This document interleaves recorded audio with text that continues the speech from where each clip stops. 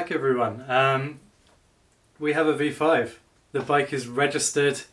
For those of you who don't know, V5 is a registration document.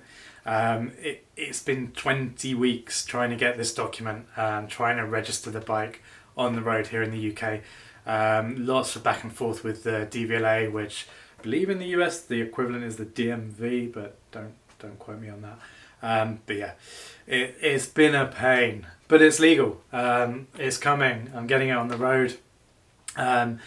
It's been raining here for like 3 days solidly. And yeah, so as soon as it dries out, I'll be getting that out. I'll be testing it, see what the real world mileage is, really putting it through its paces, and yeah, get you some real world data and let you know how it is. And obviously that long awaited footage, get some ride-bys, I get some drone footage, I get some onboard footage. I cannot wait.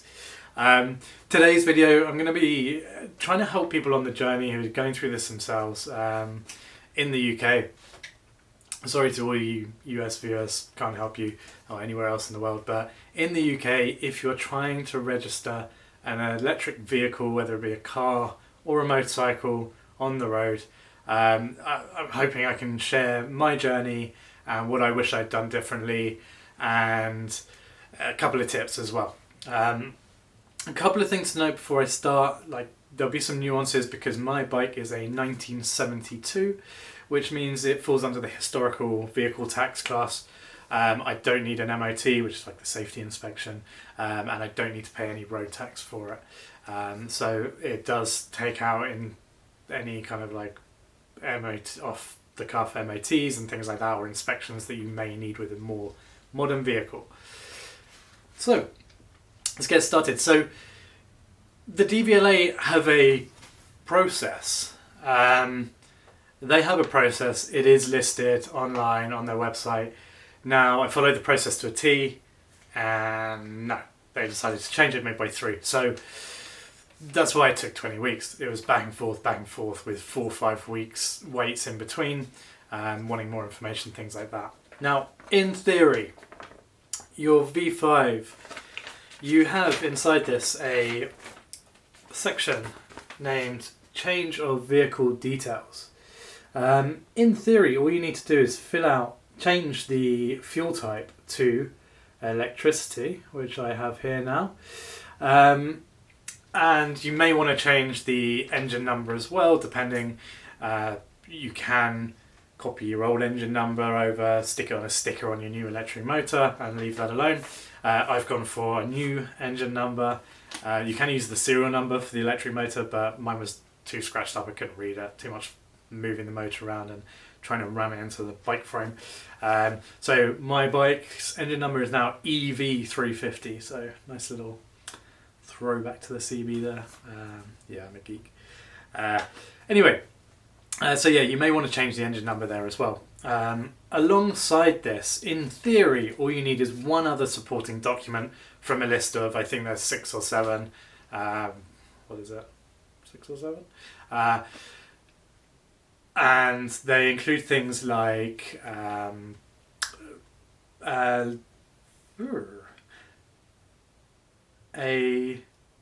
confirmation on headed paper from the garage that did the conversion, an inspection report from an independent engineer, receipts for the parts used, things like that.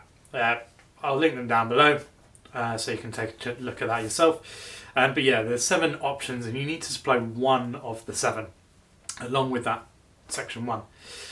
So I did this. I sent off receipts, seeing as I did all the work myself. I did the build myself. I didn't receipt myself. So yeah, I sent them all the receipts for the motor and the controller, etc., and the part from the V5, and I got a rejection. They rejected me on the grounds that I should be applying for a K plate, which is a kit car here in the UK, or a heavily modified vehicle.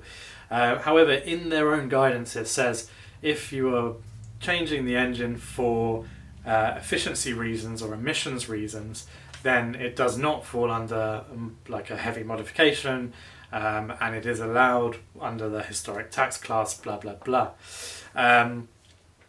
So I went back to them and said, hey, but this is what you say. And they came back and said, oh, sorry, we thought you'd added an additional electric motor and the petrol engine is still there. I don't even know how this would be possible. I mean, it would, but why? Whatever. So I then had to write a cover letter and reapply. So I wrote a cover letter, be very clear in the cover letter, say the petrol engine has been removed for something that's more efficient, no emissions, blah, blah, blah, and an electric motor has been put in its place. No heavy modifications were made during this, like the chassis hasn't been cut, the frame hasn't been cut, etc., etc. And then list the parts you used to do the conversion, and then serial numbers, if you've got them, they help too. Then I sent it all back with the new cover letter, and I got a request for more information. And they wanted one additional document of the 1 of 7 that they said originally. Now luckily I bought a lot of my parts, my motor, my controller from Voltsport UK, and they kindly have supported me through the build as well. Things like remote programming sessions on the controller where I was just getting stuck and frustrated. So they happily provided me with a letter on headed paper confirming that there was now an electric motor in place of the old petrol one, and the parts were supplied by them, and that they supported the conversion. And yeah, they did. We've had video calls where you've seen the bike, you've seen tons of pictures. As I said, we did remote training sessions, so he's actually logged into the bike. And yeah, so there's no doubt in their mind that it does exist. I guess that's why they want this, is so people with gas engines aren't just saying, hey, it's electric, no tax. But yeah, so they were happy to do that for me. Sent it off again, waited about 5 or 6 weeks, and then it arrived. So yeah, got the V5 in place, didn't get any response, didn't get any reply saying, oh yeah, it's been accepted, but just this through the letterbox. I was still happy. I couldn't care at that point, I was just very, very excited. But yeah, so top tips for anybody who's going through this journey themselves, who's thinking about registering an electric car or doing a conversion but is worried about the registration process. Top tip, if you haven't chosen a base vehicle yet, go for something old. Go for something that falls into that historic tax class. I think it's 40 years. They recently changed it from something to do with it has to be pre-71 to 40 years old, something like that. But yeah, if you can, go for something old. It saves any inspections, it saves MOT, and you don't have to pay road tax, it just makes it easy. Makes the whole process simpler. Although it will be fairly similar to, this registration process will be fairly similar to a modern vehicle. You may just need to get that extra additional MOT and have fun finding someone who will MOT an electric bike. But yeah, tip number 2,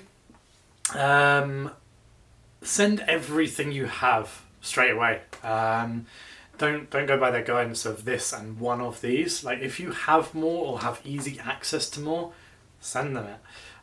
Send them a proper cover letter, just like you're explaining it to a 5-year-old what you've done and what you need. Send them the V5 with the change. Send them if the bike's not too heavy or the car isn't too heavily modified from the original, and there's nothing you don't want them to know about. Send them pictures of the conversion. If you can get if you have a mate who works at a garage who has seen your vehicle, or if there's someone helped you with it, ask them for a letter on headed paper, and just send all of it off together. That will avoid any back and forth. Just over information them. And top number 3 is buy your stuff from a reputable seller. I could have saved a bit of money by buying second hand or buying from China or whatever. But I bought my stuff from Voltsport UK, and without them, honestly, I would have been stuck here, or I would have had to first call around a ton of garages trying to find out, like, hey, I've got an electric bike.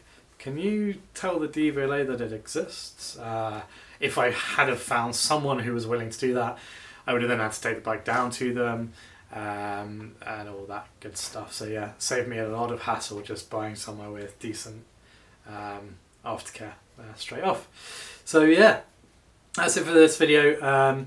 Stay tuned, subscribe. I'm going to get those ride-by drone shots, onboard footage up in the next couple of weeks, and another video on parts used, cost, all that good stuff, all the specs of the bike, expected range, speeds, blah blah blah, links to where to buy all the stuff that I got, a couple of how-tos on how I made the battery box, the things like that, wiring, building the battery yourself, and then final video, I am gonna, once I've had a bit of a play on it, I'm gonna strip the whole thing down, gonna do a couple more modifications, and then I'm gonna send everything off to the powder coaters. So when it comes to putting that all back together, I'll do a fun little assembly video as well.